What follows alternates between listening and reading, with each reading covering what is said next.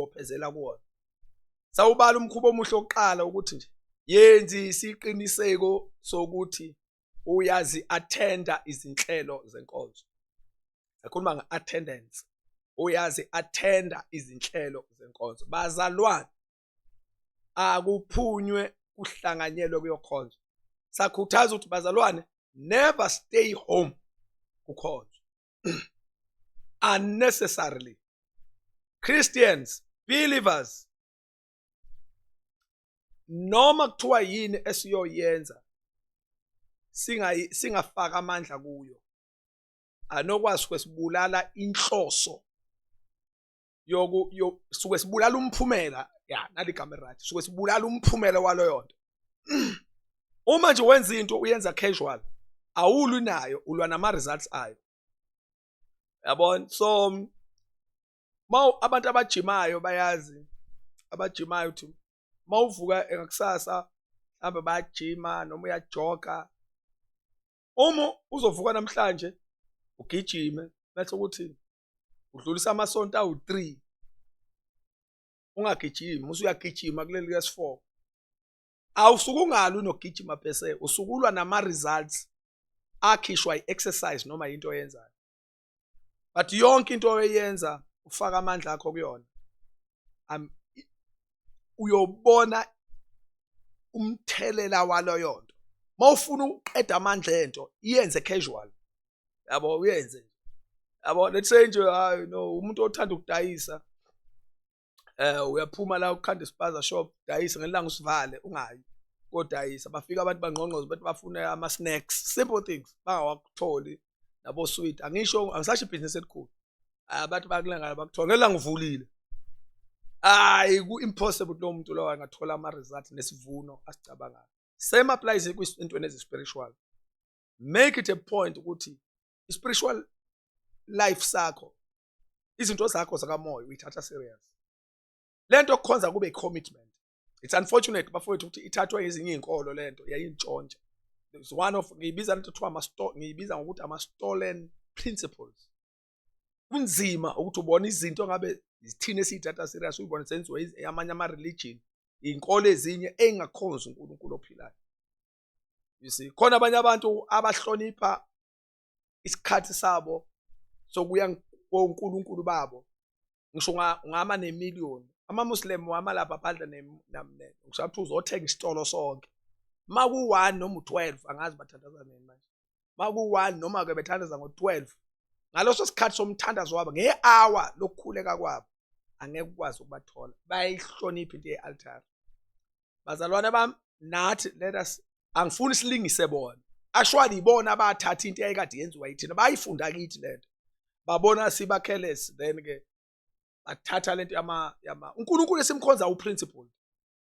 Once bazalwane siyihlonipha into yethu safunda ukuyihlonipha ngoba into esafanele siyishumayele kuyiChristianity ufunda ukuhlonipha into yakho. Yabo? Ufunda ukuhlonipha into yakho. Wazi ukuthi ngiyayivaluisha lento. Ayithina sivele sicompromise. I don't know how. Ngafika umuntu la ngidisturb ngiyokhonza. Afika ngise kwenye into. Kwenye angithathiseni direction is like that ngoba ukuyokhonza uNkulunkulu. Sengavele ngiyeke lento ngihambe ngiye kwenye ngihamba ngo-entertainer. Kodwa yena ngeke umdisturb uma esoke yokwenza into yakhe. Ketha ngeke lapha. You see. So make it a point bazalwane ukuthi you go out yokhonza. Laba bazana abasivakashela emakhaya ngesikhathi sama conferences. Yenzani kanje bazathatha ivisitor lakho hamba nale nkonzweni yokhonza. Hayi thona usezukuya enkonzweni oba unakho uvakashela umuntu ofike ngesikhathi sokoseve altar. Ngoba ukukhonza uNkulunkulu bazalwane bami something that ejule. Uyabona ngithi ingane mayiphuma esikoleni, ukubaluleka wengane iphuma ifaka iuniform yesikoleni, ukubaluleka komuntu omdala ephuma eyemsebenzini akulingani nokubaleka komuntu ephuma enkonzweni. Ngicela ukuyiphinda le. Ukubaluleka komuntu efaka iuniform yesikoleni nokubaluleka komuntu evuka ekseni eyemsebenzini akulingani nokusuka akulingani nokubaluleka komuntu ephuma enkonzweni. Because ukuya uNkulunkulu uyokhonza kwenza into mangiyosebenza ama benefits akhona ngizothola income ngikwazi ukuthenga isinkwa ekhaya ngondla ingane khokhela umuzi khokhela imoto nokunye mangiye esikoleni ngizothola information ezongenza kusasa ngibe umuntu mhlambe osemathubeni okuthola imisebenzi emihle but ukukhonza uNkulunkulu udlala yonke ingxoxo khona it's bringing life lokho okunye kuletha ama resources but ukuyokhonza kuletha impilo letha hayi impilo ukuphila yabona ukukhonza kuuphila so asikhulise lento abathandakazi sathi mathiwa siyaphuma siyokhonza uNkulunkulu what do we mean sathi ke good habit number 1 ukuphuma siyokhonza ngicela abazali bahambe baye inkonzweni yeah it's 7:45 namhlanje ngo8 ngizobe sengiqedile 30 minutes kuphela bazalwane ngicela abazali baphuma bahambe nokhonza hambani yokhonza bazalwane akuyiwe enkonzweni abazalwane bashiye kuhlala emakhaya phunye kuye home cells akanje kuyokhonzwa mangama home cells phumani enkoni yokhonza makuyilanga lemthandazo phumani yokhonza hambani kuma conferences bazalwane no apologies go to church hamba yokhonza ngoba iyona nto uNkulunkulu akubizele yona the only thing ongakwazi ukumbonga ngayo uNkulunkulu ukuthi umdumise umkhonza ngeke uNkulunkulu umkhokhele imali ngeke uNkulunkulu umenzele whatsoever ngeke umthengele ngisho igift muthenga igift uthi uzoilethe endlini kaNkulunkulu uNkulunkulu uyayithatha igift ayibeke esandleni sabapriest abapriest depend ukuthi bayithatha bayisa kuphi noma bayisentshwa yibo noma bapha abampofu waletha whatsoever uyibeke ezandleni zabantu uNkulunkulu uyayithatha ayibusise impela phinde futhi ayibuse kodwa ukumdumisa nokumkhonza ukuthatha kube ngokwakhe let's go to the house of the Lord and worship David ngajabula masebethi asiyendle bazalwane why I'm saying these things amadimoni avela akhanda inqaba kwi fellowship abazalwane they can put 180,000 excuses makuthiwa kufana kuyokhonza uNkulunkulu yabona ipotential yabantu uyibona kwezinye izinto eziseceleni akulo muntu nepotential engaka but by reserve when it comes to serving the Lord this thing must come to an end church it's delaying the revival lethi iBhayibheli incwadini yesenzo abapostoli they devoted themselves let me just read this verse because ngifuna ukulifunda Acts chapter number 2 verses number 42 2:42 you never know why umoya ngcwele akhuluma nami lento bazalwane in New King James ithi and they continued steadfastly in the apostle doctrine and fellowship in the breaking of bread and in prayers yabo they continued steadfastly lithi elesizulu baqinisela njalo esifundisweni sabapostoli mase lithi nasekuhlanganyeleni nasekuhlephuleni isinkwa nasemkhulekweni bazalwane iyona into ebalekile let us bazalwane kubalekile manje ukuthi ibandla libonakala limunye ibandla libonakala lihlangene yabona uyacabanga bafowethu masika kwi home cell yethu siba u100 noma abenthi said sorry kwi home cell yethu siba u40 uphuma wonke lo 40 uyokhonza ama results something unusual is going to happen so abantu abaphume bayokhonza okwesibili bazalwane akugcinwa isikhathi sokukhonza uNkulunkulu akugcinwa isikhathi sokukhonza yeni bafowethu le institution eyibandla bazalwane ila ukubone khona abantu ke benjani be relaxed when it comes to time you see asizame ngamandla umoya ngcwele lokho engikhumbuza nje uNkulunkulu isimanga sakhe esokuthi uma inkonzo ingena ngo10 inkonzo ingena ngo9 inkonzo ingena ngo8 uNkulunkulu wazi u8 uNkulunkulu ukubona ngo8 ususenkonzweni bazalwane isikhathi ngithi siyimali isikhathi siyicurrency siyimali we need to ukule sihlonipha isikhathi more than anything because ngithi sikave ukuthi uma uSathane efuna ukudisturba i-spiritual growth somzalwane, ubulala lezi zinto uNkulunkulu ayisebenzisayo, udisturb ama-pillars, uthinta iy'nsika. Ngiye ngithi enye mistake eyenziwa amaFilisti ukuze afe onke kanye kanye, avumela i-enemy yawo uDavide. Sorry. uSamson, sorry. uSamson avumela enemy yawo uSamson wabamba insika zabo kanti indlimi ngazo. Yebo, that was the carelessness. uNkulunkulu mhla nje qeda ngamaFilisti bavumela umuntu babemqashela ukuthi adanse, babangashayo ukuthi akabamba insika, wadansa lo, bangabona noma esebamba insika. That is what the church is doing now.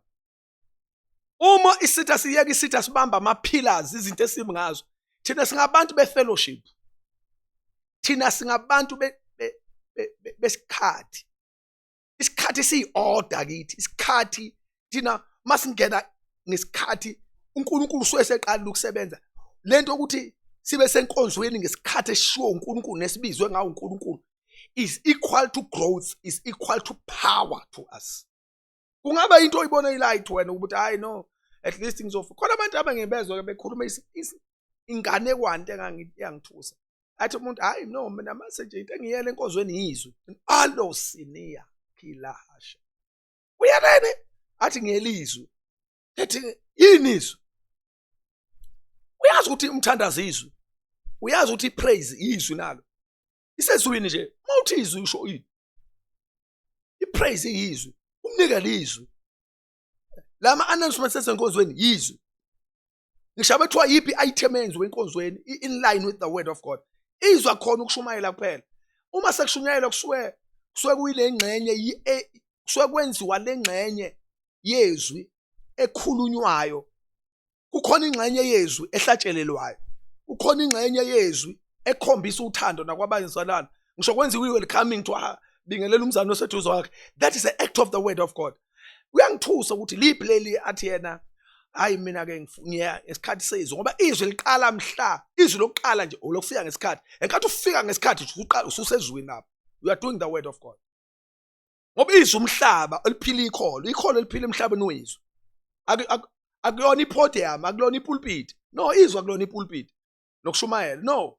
Izwi umhlaba la ikholo liphila khona. So akekho umuntu ofanele excuse ukufika late enkonzweni. Bazalwane, let us discipline ourselves. Lento kodwa ifuna wena.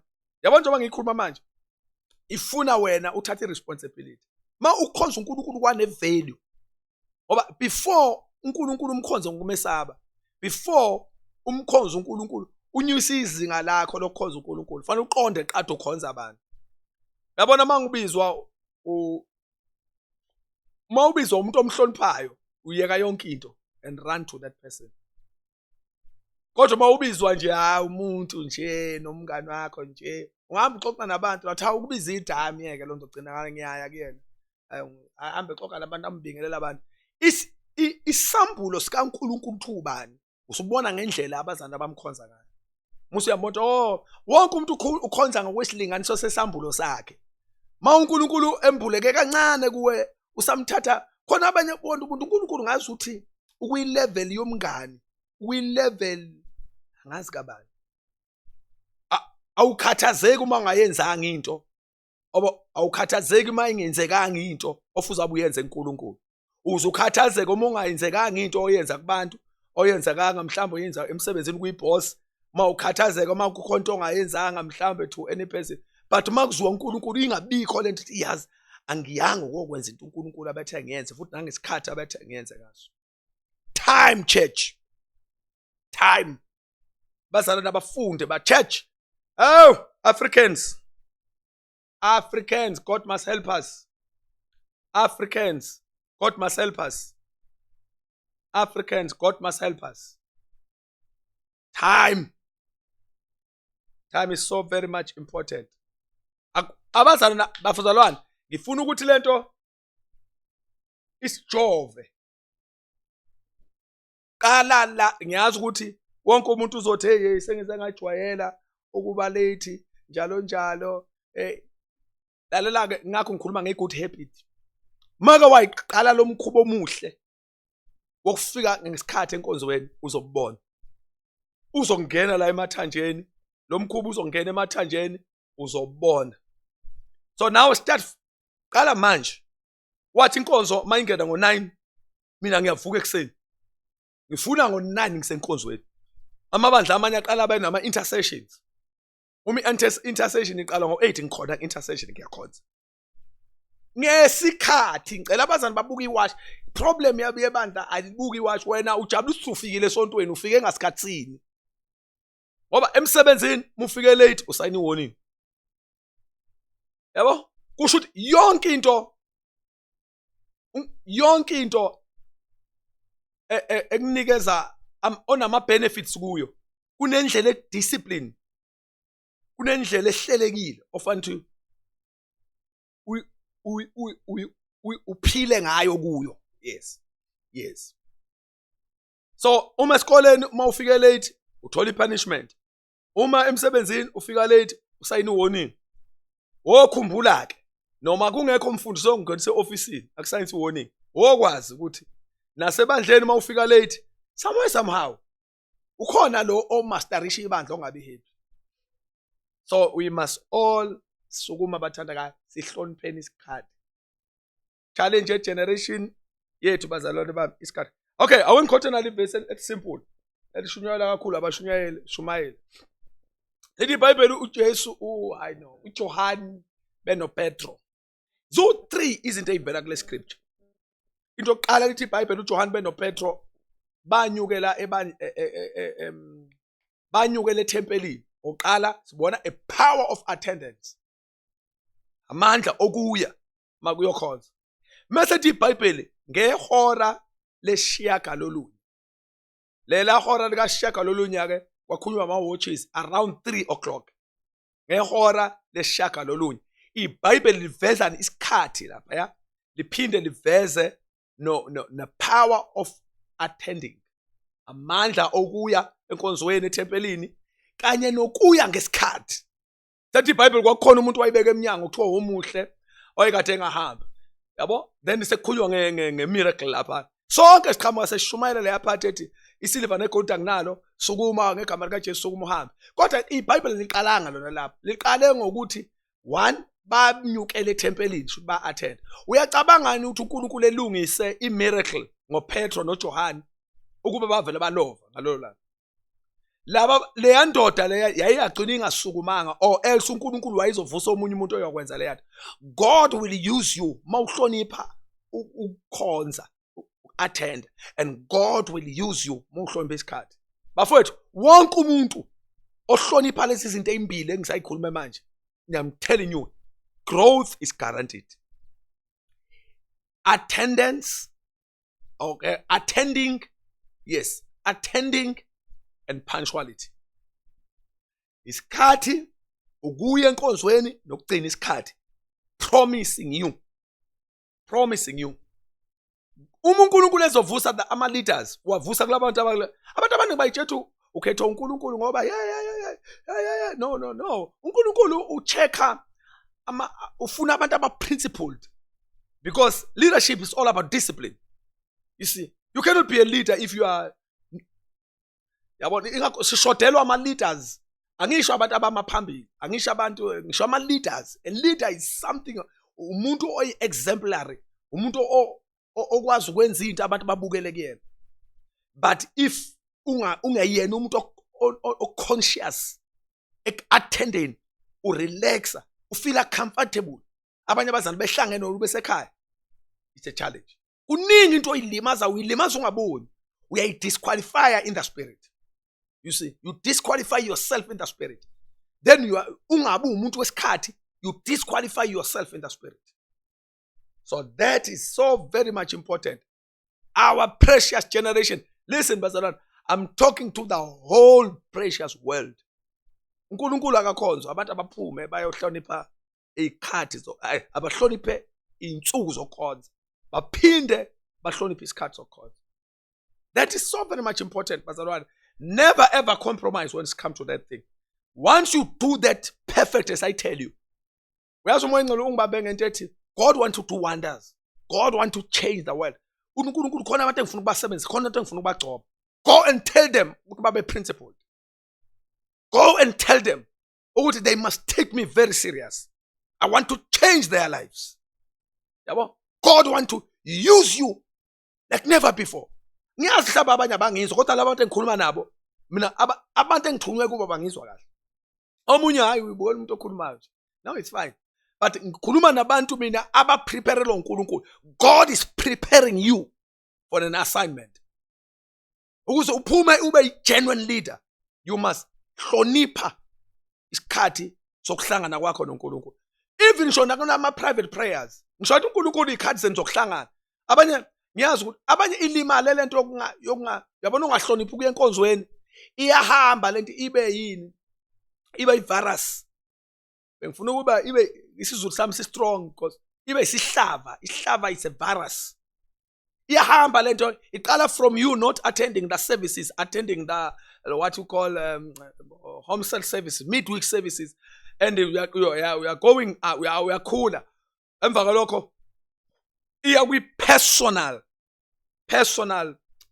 lokhuzana personal programs manje iqale ishaye imthandazo yakho ubune emkhuleko kwathi uyenza nenkosi awusayenzi eminye iqale noma ufike emthandazweni ufike late manje awusu timeless nje uyabona you are becoming disorganized in the spirit. But go and check where let it izalwa yini. You let it go easy like that. Unemkhuleko yakho ngasayenzi namhlanje kunemthandazo ngasayenzi unama assignment amanye ngasayenzi mhlawumbe unama house visit ubunani ba kukhona izinto lokho manje ubeka ama excuse abe makhodi anything eyoba nkulu ibe excuse enkulu ikwenza ushi assignment ngicela uyiphinde uyirevisit uthi is it God, is it really into efanele ukuthi uyinikezene uyi-entertain. Never entertain into eyothi kuwena ungayenzi into esho uNkulunkulu noma kuthiwa ayiqhamuka kubani ungayi-entertain lento because you fall. Ayizuka bafowethu mina ngintshela izinto ezulu uganga umzalwane usahlala before he touch you uqala thinta the wall yabo isystem ayisebenzisa eJerusalem wathi izindonga qala yabo abazalwane uNehemiya wayengayiwokhanda iTemple. Go and read the scripture. Nehemiya akakhandanga iTemple wakhanda ama gates wakhanda nendonga. uZerubabel No, uZerubabel one assignment yokukhanda iTemple from foundations up. uNehemiah wayikhanda the walls because any house ngishabe indlu kaNkulu kangakanani ngisho ngayinhle kanjani kodwa ingange the walls and gates engekho it's a problem. So now when the enemy want to touch you uMsathane efuna ukuthinta umzalwane qala dile izindonga qala a fourth fence. Ifence ilezi izinto ezigcinile ugcina ukuhlonipha imthandazo yakho ikhathi zakho zokuthandaza. You attend your prayer lokhuzana you attend your prayer place, you attend my services yabona you come on time yabona ufika ngesikhathi idiscipline nje khona lento ofanele direct uma umzalwane makwafa lonto. I'm telling you we are slowly but surely uya ngokuya ubulala ugange.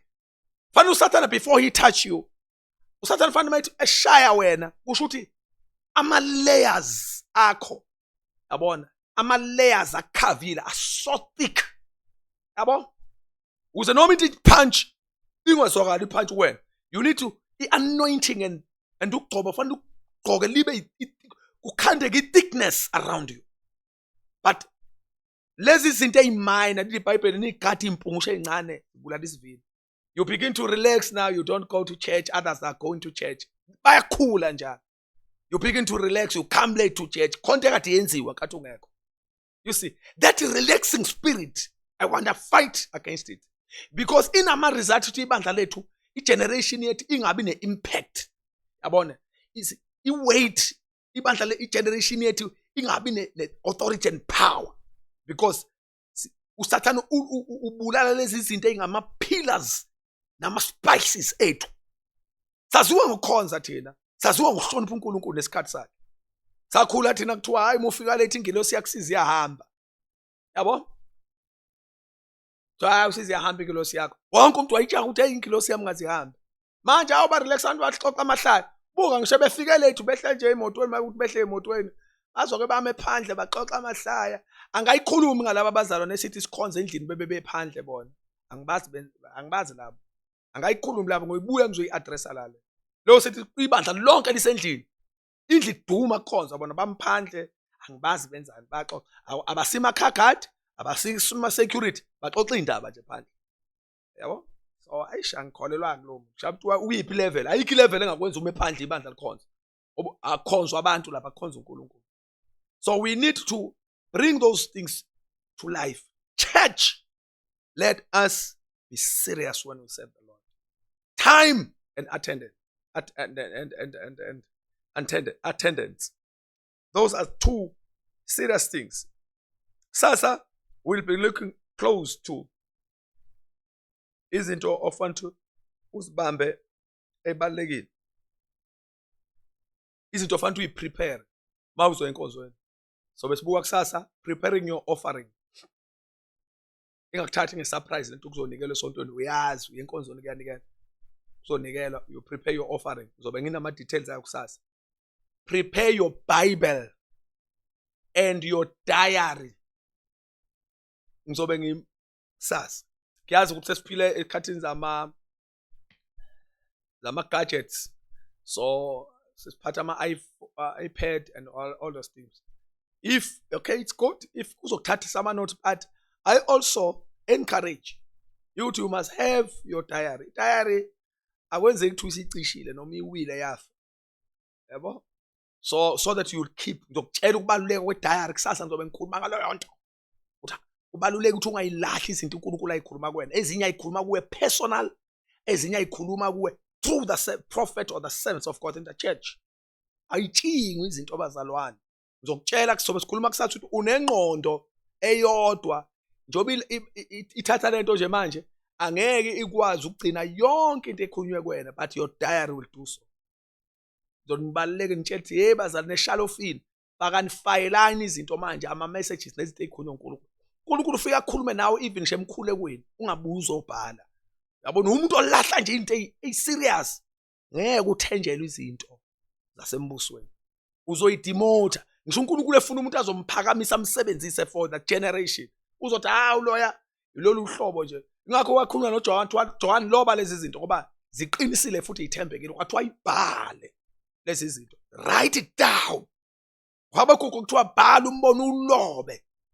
You write nowhere uNkulunkulu yakhuluma nawe. You don't keep the records. Awukhumbuli. Ngizonifundisa kusasa. You write the date ubhala ngisho nendawo la uNkulunkulu akhulume khona nawe. You write the date, usho uNkulunkulu wathi, and then you write, you keep those things. You see, I've got izinto ezakhunywa uNkulunkulu kimi ngo-year 2000. Nginezinto ka-1999. Ngine-exercise book now in my shelf. Ika-1999. I don't know to mnyaka kabalo. Yabo, so it's almost 26 years. Ngine-message yakhunywa uNkulunkulu 26 years ago. With shelf. Ayikulahlwa lo zinto ngiyiqinile. I used to go back ngiyombona. Ezinye izinto ngimangala ukuthi uNkulunkulu wazisho that time ngiyibona ziyafulfilleka manje. Where is your point of reference? Ngizobe ngikhuluma ngapower yokugcina ama records ezinto ezikhona uNkulunkulu. Otherwise God bless you so much. For today ngicabanga khona nikufundile. Number 1, bafowethu ama free class lawo yazi. Free of charge. Free class. Bamba lezi zinto. Go to church. Number 2, fika ngesikhathi. Kusasa sobe sikhuluma ngezinto ofanele ukuthi uma sesibambe lethule, iziphi izinto othi uye enkonzweni uhamba uyiprepare. Izinto ofanele uyiprepare uma uzo enkonzweni. Uyiprepare. Ngishilo ngathi your offering, your Bible and your diary. Ngizobuye nginikhuthaza mahala ke la ngizobe nginipha nje for free. Bafowethu. Ngizobuye nginikhuthaza ukuthi please bazalwane siphinde siye esitolo siwathenge ama Bible, the book. ngizonitshela umusa wenkosi yabo the book ningawalahla amabhayibheli abana amabhayibheli esikhumba mafaka eshalofini. Time is changing. Time is changing. You'll never know. Ningadependeli kulama lokhozana. Anyone who want to change, wonke umuntu ofuna ukuyishintsha lento afaka into ayithandayo, they may just do it. The system isesandleni sabo, but no one, akekho umuntu ongangena eshalofini lami azothatha iBhayibheli. Yabo, so I will encourage you. I don't say are wrong amabhayibheli amalokho. I'm also yabo nami ngiphakamisa tablet, but I'm encouraging you, have the Bible early book, because that thing will help you. Buy for your children. I am saying it again because time is coming. La khona uzothi uyongena kumalokhuzana ufice into ayibonta hayi leli Bible edithiwe manje ezinye izinto ayisekho la. So please do that. This is free of charge. But tomorrow I will be more ngizoba nama details ngishilo namhlanje. I don't want to take long. Ngiyenze it's a Christmas. Ayibu. A Passover gift. That's a Christmas gift. A Passover gift. Tomorrow I will be live also. Same time. Ngiyazi kusasa ngizobe sengikhuluma nani more. Ngicela ukuthi nje uNkulunkulu anibusise. WhatsApp page later, but first please write down you have a